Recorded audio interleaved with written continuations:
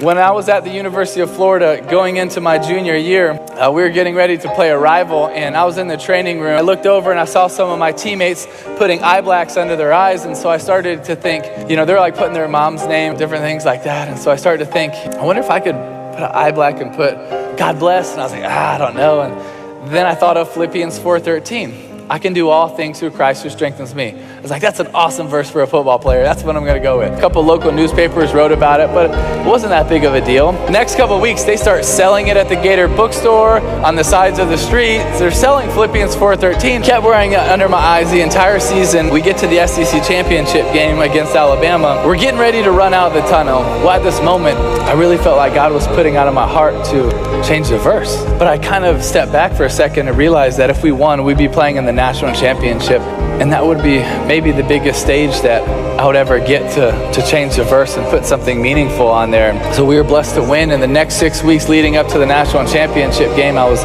contemplating, really agonizing over what verse I was going to go with. God kept bringing to my heart and my head John 3:16, because as a Christian, that's the essence of our Christianity. It's the essence of our hope. For God so loved the world that he gave his only begotten Son, that whosoever believes in him will not perish but have everlasting life. That's what we believe in as Christians. So I decided that's the verse I'm going to go with. We were blessed to win the national championship, and 2 days after that game, I was sitting in Ballyhoo restaurant eating grouper with my mom, my dad, one of my aunts, and Coach Meyer. And Coach Meyer gets a call from our PR guy at Florida, and he's like, all right, bye. I looked at him, I was like, what's that all about? He said, Tim, he just told me that during that game, 94 million people Googled John 3:16.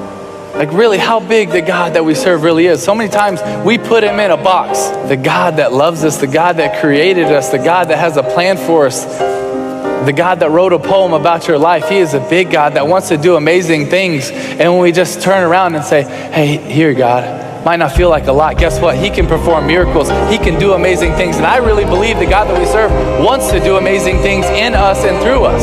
Well, exactly 3 years later, January 8th, 2012, exactly 3 years later to the day, we just happened to be playing the Pittsburgh Steelers in the first round of the playoffs. And we were blessed to win this crazy game in overtime. And when we were done celebrating, I changed really quick, and I was going down the hall to do my press conference, and Patrick, our PR guy, steps in front of me. He says, Timmy, did you realize what happened?